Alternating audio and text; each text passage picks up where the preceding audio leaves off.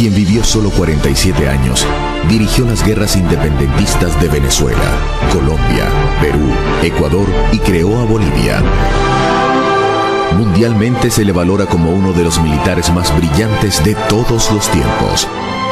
Redactor de constituciones y proyectos de leyes, varias veces presidente, nacido en rica cuna y muerto pobre. Declinó la posibilidad de declararse emperador y el título que siempre prefirió fue el de Libertador. La biografía de Simón Bolívar.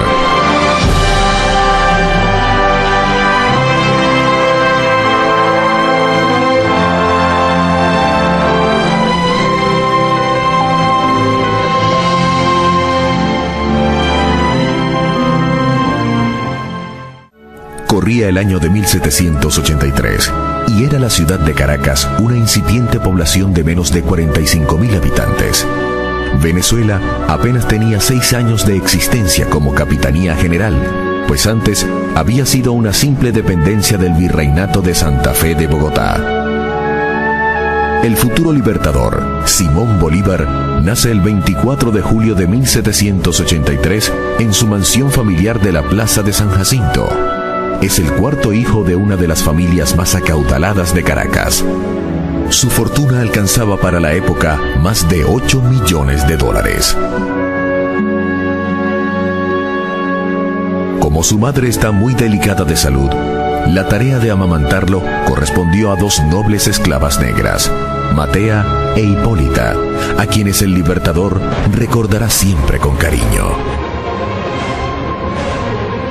El infortunio lo alcanzará tempranamente, pues tenía 3 años de edad cuando muere su padre, Juan Vicente Bolívar y Ponte, coronel del ejército español. 6 años después, pierde a su madre. Muy niño, comenzó a dar muestras de su carácter recio e indoblegable. Habiendo muerto su abuelo don Feliciano Palacio, su tutoría quedó a cargo de sus tíos Esteban y Carlos Palacio, con quienes no se entendía muy bien. Con solo 12 años, huye de sus tutores y terminó interno en casa del maestro Simón Rodríguez. Trasladado contra su voluntad, se resistió diciendo que de sus bienes podrían disponer, pero no de su persona, pues en esta solo mandaba él. Simón Rodríguez, declarado partidario de la independencia de España, resultará un personaje clave en su formación, pues primero que nadie descubrió en Bolívar sus excepcionales cualidades. Usted formó mi corazón para la libertad, para la justicia, para lo grande, para lo hermoso. Le agradecerá muchos años después. Además de Simón Rodríguez, quien es un paradigma de la educación latinoamericana, precursor de la temprana estimulación de la inteligencia y del método de enseñanza para el trabajo, Bolívar contó entre sus maestros a Andrés Bello, el joven filólogo, gramático y codificador, mayor que el alumno solo 2 años, llamado a ser por su parte el humanista más influyente de Chile, con una obra escrita que trasciende en el tiempo como la primera gramática española del Nuevo Mundo. A los 14 años, Simón José Antonio de la Santísima Trinidad Bolívar Palacios ingresa al ejército de Su Majestad el Rey de España como cadete y ya subteniente. Se embarca en La Guaira, rumbo a Madrid, pasando por México y Cuba. Es el primero de una serie de viajes que completarán la formación del futuro estadista.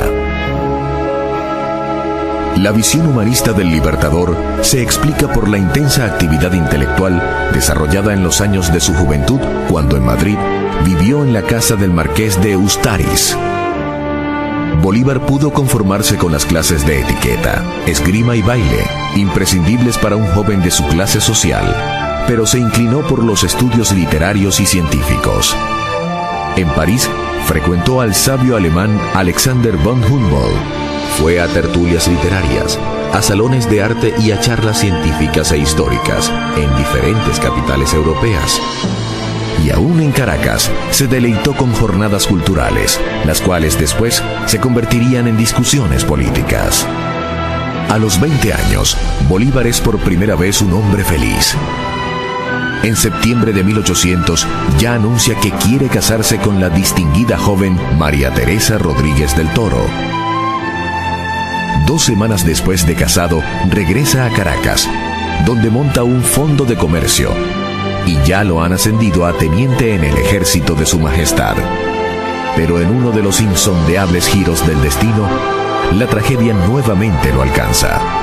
El 22 de enero de 1803, la amada esposa muere de fiebre amarilla, y el teniente español Bolívar parte de nuevo hacia Europa. Nunca más volverá a casarse. En la corta vida del libertador, los 3 factores aciagos, enfermedad, muerte y derrota, estarán repitiéndose con regularidad de una a otra época. La principal hazaña de Bolívar es haber triunfado levantándose siempre contra el infortunio. En su segundo viaje a Europa, se reencuentra en París con el maestro Simón Rodríguez. Con este va a recorrer entre 1803 y 1807 el viejo continente, que vive una conmoción generalizada a partir de la Revolución Francesa y deslumbrada por el meteórico ascenso de Napoleón Bonaparte, un joven oficial revolucionario que termina siendo emperador de Francia. Huyéndole a su depresión, Bolívar recorre parte de España, va a París y por último cumple un largo periplo por Italia. En el camino presencia la coronación imperial de Napoleón Bonaparte en la Catedral de Notre Dame de París. Seguramente que bajo el influjo de semejante coyuntura histórica, en agosto de 1805, se arrodilla en el Monte Sacro de Roma, junto a su amigo Fernando Toro, y frente a su maestro don Simón Rodríguez, hace el voto de su vida. Juro delante de usted, juro por el Dios de mis padres, juro por ellos, juro por mi honor y juro por mi patria, que no daré descanso a mi brazo, ni reposo a mi alma, hasta que haya roto las cadenas que nos oprimen por voluntad del poder español. La Revolución Francesa le ha mostrado el potencial de cambio de los pueblos en ebullición. Y ya con una mentalidad crítica hacia la dominación española, Bolívar visita Estados Unidos, la joven nación que poco atrás obtuviera su independencia de Inglaterra. Las conquistas de Napoleón alcanzan directamente a Latinoamérica y Venezuela. La monarquía de Madrid es desplazada y un hermano del emperador, José Bonaparte, ocupa el reino de España. Al conocer la noticia, las colonias españolas de ultramar se rebelan contra la ocupación francesa. Saliendo a defender los derechos del rey derrocado, emprenden el franco camino hacia la independencia. Es el histórico año de 1810. El 19 de abril, tras la renuncia del capitán general español Vicente Emparan, se constituye en Caracas una junta que asume temporalmente el gobierno de la capitanía y envía a Bolívar con Andrés Bello y López Méndez para gestionar el apoyo de Inglaterra. Allá en Londres, Bolívar busca al venezolano más famoso de la época, Francisco de Miranda, héroe de la Revolución Francesa y general de la independencia norteamericana, y lo emplaza para que venga a dirigir la liberación de su país de origen. Aunque muy joven y con un modesto grado militar, Bolívar comienza a despuntar en el proceso venezolano. La noche del 4 de julio de 1811 ya pronuncia un encendido discurso en el cual pide abiertamente que Venezuela se independice de España. Horas después, se produce la firma del Acta de Independencia. Nace así la Primera República. Esta declaración es la primera del continente. Pero desde Buenos Aires hasta Ciudad de México, casi toda Latinoamérica se proclama libre en los próximos meses. Pero la causa de la independencia venezolana va a enfrentar grandes contratiempos. En marzo de 1812, un terremoto devasta Caracas y le da argumentos al clero y a los partidarios de la monarquía para hablar de un castigo del cielo por desconocer el mandato divino del rey español. Bolívar grita y alecciona a la despavorida multitud con su proclama: Si la naturaleza se opone, lucharemos contra ella y haremos que nos obedezca. Los reveses militares hacen titubear a muchos. Aún Francisco de Miranda, el generalísimo que ha asumido la dictadura de la agónica república, cree que no podrán seguir adelante. Bolívar, el orador fulminante y febril, ocupa la comandancia de la guarnición de Puerto Cabello, que el 30 de junio de 1812 se amotina en su contra y se pasa a las fuerzas del jefe realista Domingo Monteverde. Bolívar ha debutado militarmente con un terrible fracaso a cuestas. Pero entonces ratifica con los hechos lo que proclaman sus palabras. Lejos de aceptar la derrota, jura que va a seguir hasta el fin. Es un hombre de solo 29 años, pero ya tiene claro cuál será su destino. Por eso no duda en detener al generalísimo Francisco de Miranda, quien ha capitulado frente a Monteverde. Capitulación que ellos interpretan como una traición. Bolívar desconoce su rendición y prosigue la lucha. La resistencia de Bolívar comienza ocultándose en Caracas, en la casa de su amigo el marqués de Casa de León. En agosto de 1812 logra salir de La Guaira, gracias a la gestión de su amigo, y va rumbo a Curazao. De allí parte a Cartagena. En noviembre del mismo año, 1812, desde Cartagena de Indias en Colombia, primero con alocuciones para los pueblos del sur y después con campañas militares, prosigue batallando contra España, porque en el futuro la causa de la independencia se librará contra la monarquía de Fernando VII, quien al volver al trono envía una expedición de 10.000 hombres para revertir el proceso emancipador de Venezuela.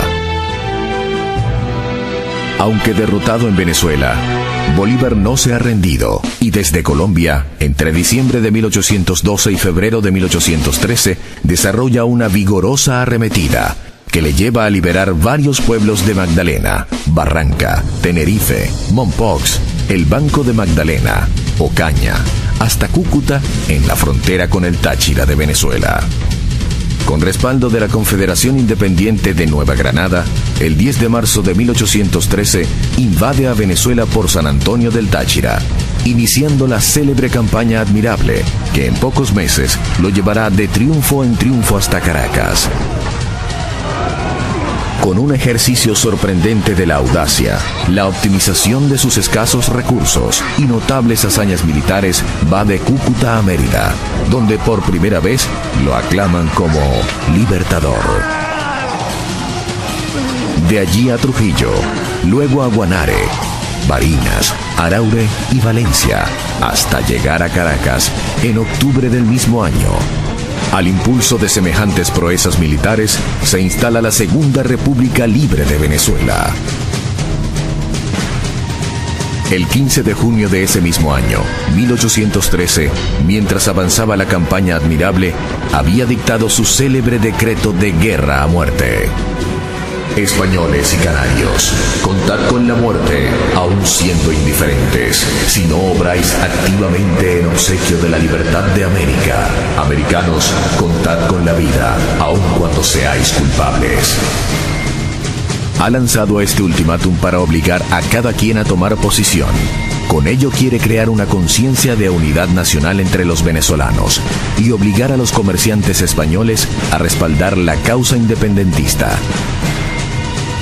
Es que un modesto comerciante de origen español, José Tomás Boves, se ha levantado como líder de los negros y mulatos y encabeza la reacción bárbara y brutal a favor de la monarquía española.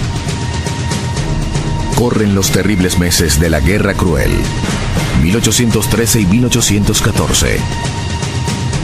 Boves, el psicópata de excepcional arrojo, caudillo natural de los llaneros, va demoliendo con terribles masacres la fortaleza de los patriotas. Bolívar y su Segunda República van ahora de derrota en derrota. El estadista colombiano Camilo Torres reconoce y enaltece su paradoja. Sois un militar en desgracia, pero también un gran hombre.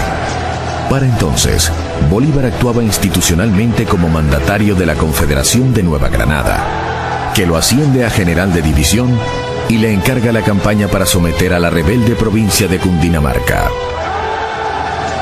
En septiembre le nombrarán mariscal de campo, pero él siempre preferirá el título de Libertador, con el cual le han aclamado oficialmente en su natal Caracas. El año de 1814 escenifica grandes victorias y terribles derrotas para la causa de Bolívar. El 12 de febrero de 1814, José Félix Rivas, tío político del Libertador, se cubre de gloria al armar un ejército apuntalado por jóvenes estudiantes. Y con ese ejército logra derrotar al mismísimo José Tomás Boves, quien en julio siguiente, comandando una arremetida realista, obliga a retirar más de 20.000 personas desde Caracas hacia Oriente, en la vía hacia Río Chico y Barcelona. Bolívar coordina la emigración de Oriente, que a pesar de su gran número de víctimas, salva a numerosas familias de la ferocidad de Boves. El destino produce una rara jugada. En la batalla de Úrica, de diciembre de 1814, los ejércitos libertadores son aniquilados, pero el gran caudillo popular de los españoles, José Tomás Boves, muere en una operación heroica dirigida por Pedro Saraza. Con los ejércitos patriotas devastados, se pierde la Segunda República, pero se crean las condiciones para que en el futuro cercano los patriotas pasen a liderizar afectivamente el alma nacional venezolana. Los reveses militares lo arrojan nuevamente al exilio. De Carúpano va a Cartagena, de allí a Pamplona, luego a Tunja. Explica al Congreso de Colombia los pormenores de la guerra. De allí a Honda y Ocaña. En Colombia tiene aliados y detractores. Finalmente, en mayo de 1815, llega a Jamaica, y allí tiene la oportunidad de analizar por escrito, con brillantez notable, las causas del fracaso y los retos para el futuro. Es la célebre Carta de Jamaica, donde aboga por la unidad para lograr la libertad. La América está encontrada entre sí, porque se halla abandonada de todas las naciones, aislada en medio del universo, sin relaciones diplomáticas ni auxilios militares, y combatida por la España, que posee más elementos para la guerra que cuantos nosotros furtivamente podemos adquirir. Personaje versátil, tiene el raro don de asumir visceralmente cada faceta de su actuación. En el campo de batalla, planifica meticulosamente, y cuando decae la moral de sus tropas, se mete personalmente en la pelea, dando muestras de arrojo suicida. Es un orador conmovedor, capaz de improvisar y de leer impecablemente. También escribe con sentido analítico, y sus ensayos incluyen sociología, historia, derecho y ciencia política. Cerrando el año de 1815, llega a Haití, donde recibe extraordinario apoyo de parte del presidente Luis Petion. Allí asume el compromiso de liberar a los esclavos negros una vez llegue al poder en Venezuela. Ningún revés lo detiene. Cada uno de los generales patriotas se cree con derecho a ser el libertador. José Félix Rivas, su pariente y rival militar, perece a manos de los españoles. Carlos Manuel Piar y Santiago Mariño le disputan el liderazgo supremo del ejército libertador. Entre 1814 y 1819, se destaca como el hombre de las dificultades. Por diferencia de criterios, se separa del mando colombiano y del ejército neogranadino. En las playas del oriente venezolano, con todas las posibilidades en contra, recibe el mando supremo de la nueva campaña militar.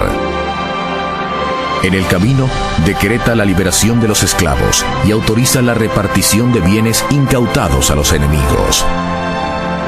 Con un ejército casi ilógico de la persistencia, sigue batallando. Embarca y desembarca, va y viene. Compensa debilidades con fortalezas. Sorprende a los enemigos. Sobrevive a atentados. Se salva de emboscadas. España envía cuantiosos recursos, multitudinarios ejércitos y sus mejores generales para doblegar la rebelión emancipadora. Bolívar muestra otra faceta más impresionante aún. Tiene una fe destinista y fatal, ciega e inconmovible, y logra contagiarla a las tropas. Es un magnetismo personal que a los desventurados soldados les permite olvidar el hambre, el frío, las penurias de andar a caballo, la superioridad numérica del enemigo y las enormes distancias de cada campaña. Napoleón Bonaparte, ya derrotado y errante, había manifestado su intención de refugiarse en Latinoamérica. Y Bolívar le había escrito al antiguo emperador francés: usted y yo no cabemos en el mismo continente. Así se va imponiendo como el jefe supremo, natural e insustituible, único e imprescindible de la causa independentista. José Antonio Páez, un caporal llanero que ha heredado el ascendiente sobre las tropas mestizas, especie de Bobes bueno, se le une y lo sigue. En los 6 primeros meses de 1816 dirige la campaña de Oriente, desde Margarita y la isla de los Frailes hasta Carúpano, y de allí, en julio del mismo año, desembarca en Ocumare de la Costa. Accidentalmente va a Bonaire y las costas de Puerto Rico, pero inmediatamente regresa hacia Guiria, al otro extremo de Cumaná. En agosto enfrenta un motín de sus propios generales del Ejército Libertador y tras una breve travesía marítima llega a Guayana. A esas alturas combatía simultáneamente contra la oposición interna de los generales libertadores y contra las tropas españolas. La campaña en Guayana también está plagada de contratiempos, pero él sigue irreductible en su propósito y en sus ideales. Para 1817 había un clima de anarquía en el ejército independentista que solo amainará cuando la justicia militar someta al general Carlos Manuel Piar a un consejo de guerra. Bolívar permite su ejecución para imponer el principio de obediencia y la línea de mando, indispensable para el avance de su causa. Ni la oposición de los otros generales patriotas, ni las derrotas a manos de los españoles, ni la escasez de recursos, ni los problemas logísticos y de coordinación entre los varios ejércitos. Nada medra su ánimo. De la Guayana sigue al llano, y de nuevo hacia Guayana, y San Fernando de Apure.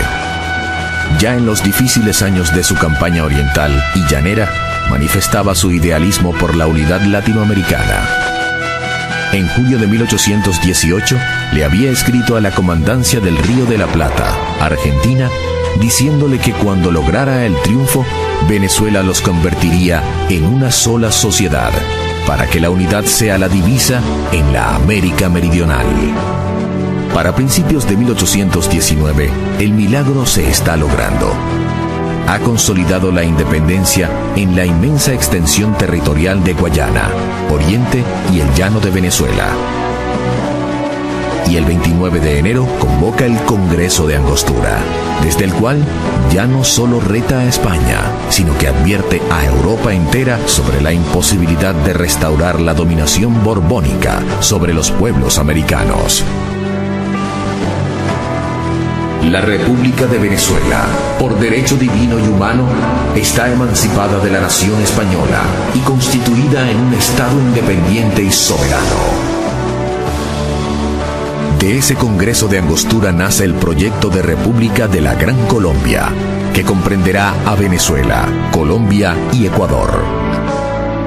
Ahora es un estadista que habla de democracia, contra los gobiernos personalistas y defiende los sistemas populares. Pero en vez de deleitarse con la victoria en Venezuela, se va a Colombia, porque teme una reinvasión española a través del vecino país. En territorio colombiano, deslumbra con sus proezas militares. En una penosa odisea de casi 4 semanas, logran cruzar sigilosamente, mal vestidos, con escasas provisiones, agobiados por el terrible frío y el hambre, la cordillera de los Andes y el gélido páramo de Pispa, y tras haber perdido muchos de sus soldados, caballos y mulas, caen por la retaguardia y derrotan en la batalla de Boyacá a las tropas del general Barreiro, a quien incluso hacen prisionero. ha vencido sobre el frío y la muerte. En 1819 se consagra como uno de los jefes militares más grandes de todos los tiempos, con operaciones tácticas que aún se estudian en las academias castrenses del mundo entero. Se ha ganado así el respeto de la corona española, que acepta negociar un armisticio. En Santa Ana de Trujillo se reúne con el general realista Pablo Morillo y acuerdan una regularización de las hostilidades, con canje de prisioneros y un temporal cese al fuego. 10 años después de haber comenzado la pelea, finalmente está en condiciones de negociar con España. Cuando comenzó su gesta apenas dirigía cuadrillas de soldados sin uniformes, sin disciplina, descalzos y desarmados. Ahora comanda un verdadero ejército nacional y su política recibe apoyo diplomático y militar de Inglaterra.